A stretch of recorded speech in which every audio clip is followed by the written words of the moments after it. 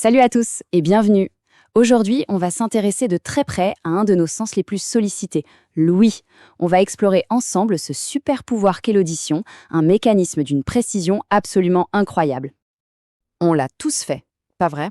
Mettre ses écouteurs, monter le son à fond pour être complètement dans sa bulle, dans sa musique. Mais ce geste, qu'on répète parfois tous les jours, peut avoir des conséquences bien réelles sur notre corps.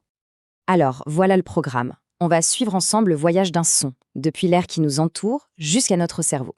C'est un processus biologique juste remarquable, mais aussi, et on va le voir, très fragile. L'idée, c'est de bien comprendre comment ça marche pour savoir comment en prendre soin. Allez, on y va. C'est parti pour la première étape de notre voyage. On va voir comment une simple vibration dans l'air se transforme en un signal mécanique super précis juste à l'intérieur de notre oreille. Bon, tout commence avec le son. Le son, c'est quoi au juste? C'est une vibration de l'air, tout simplement. Pour le décrire, on utilise deux mesures clés. La fréquence en hertz, qui va nous dire si un son est grave ou aigu, et l'intensité en décibels, qui correspond en gros au volume. Hertz et décibels, ce sont les deux unités à bien avoir en tête. Alors le parcours de cette vibration est super bien organisé. D'abord, l'oreille externe, avec le pavillon, agit comme une parabole pour capter le son.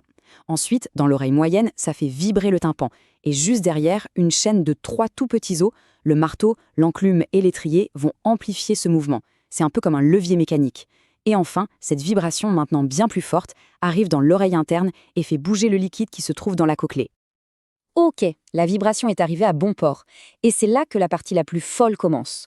Comment est-ce qu'on transforme un simple mouvement physique en une pensée, une émotion, une chanson? C'est là que la magie de la conversion opère.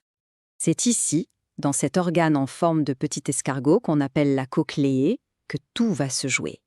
Le liquide qui bouge va activer des cellules vraiment extraordinaires, les cellules ciliées. Pensez à elles comme les traductrices officielles de notre audition. C'est elles qui font tout le boulot. 15 000. Retenez bien ce chiffre. Ce n'est pas un nombre au hasard. C'est le capital de départ de cellules ciliées avec lequel on est. 15 000. Et c'est tout. Pour toute la vie. On n'en aura pas une de plus. Et voilà à quoi elle ressemble quand tout va bien. Regardez-moi cette organisation parfaite. C'est magnifique. Chaque petit cil vibre à une fréquence bien précise, un peu comme les cordes d'un piano. Et c'est grâce à ça qu'on peut faire la différence entre un son grave et un son aigu. C'est un véritable chef-d'œuvre de la nature. Et là, c'est le choc.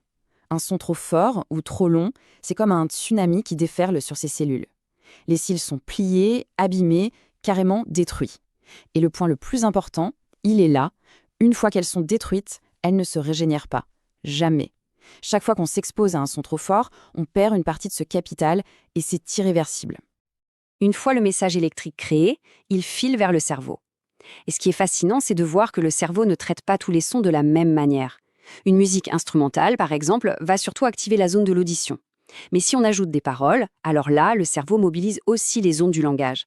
C'est un travail d'équipe beaucoup plus complexe. Bon, maintenant qu'on a vu la mécanique, parlons des risques. Des risques bien concrets dans notre quotidien, surtout avec la musique, qui fait tellement partie de nos vies. Ce chiffre, il parle de lui-même. Près des 3/4 des 15-17 ans écoutent de la musique au casque. Ça veut dire une chose, ce sujet, il nous concerne quasiment tous. Ce n'est pas du tout un problème anecdotique. La question, ce n'est donc pas de savoir s'il faut arrêter d'écouter de la musique, bien sûr que non.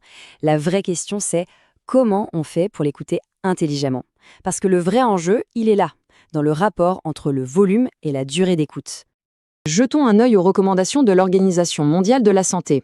À 85 décibels, le bruit d'une rue avec beaucoup de circulation, on peut y rester 8 heures sans risque. Mais regardez bien, si on monte à 100 décibels, soit le volume moyen en discothèque, la durée de sécurité chute à 15 minutes par jour.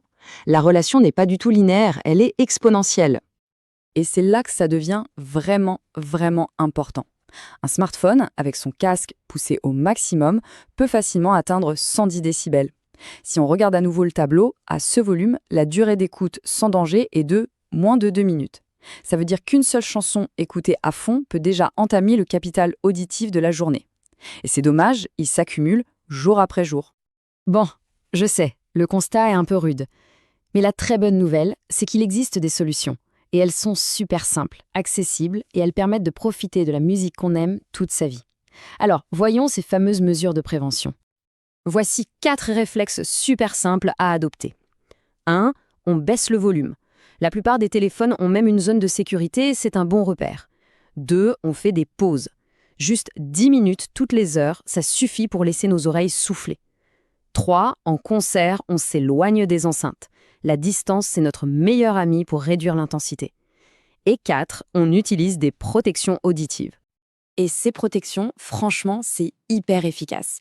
Les bouchons d'oreilles modernes, ça ne gâche pas du tout la musique, ça baisse juste le volume. Les meilleurs peuvent réduire le son de plus de 35 décibels. Ça veut dire qu'un son de 110 décibels en festival est ramené à 75 décibels à un niveau complètement sûr. C'est simple et ça change tout. Allez, pour finir, on va prendre un peu d'auteur. Parce que comprendre comment fonctionne l'audition, ce n'est pas juste une question de santé perso, c'est aussi s'ouvrir à un domaine scientifique qui est juste passionnant. Alors, si on devait résumer les points essentiels, premièrement, l'audition, c'est un processus super complexe, à la fois mécanique et neurologique. Deuxièmement, notre capital de 15 000 cellules ciliées n'est pas renouvelable, il faut en prendre soin. Troisièmement, le risque dépend toujours de 2 choses, l'intensité du son et la durée d'exposition. Et enfin, des gestes simples peuvent vraiment tout changer. J'aime beaucoup cette phrase, parce qu'elle résume parfaitement notre démarche. La connaissance scientifique, ce n'est pas juste un truc abstrait. Ça nous donne des clés, des outils, pour faire des choix plus éclairés, pour nous et pour les autres. Et ce domaine est loin d'avoir dit son dernier mot. Il y a des métiers d'avenir comme audioprothésiste. Et puis il y a des technologies de pointe comme l'implant cochléaire qui permettent à des personnes sourdes d'entendre à nouveau. La science dans ce domaine ne cesse de repousser les limites.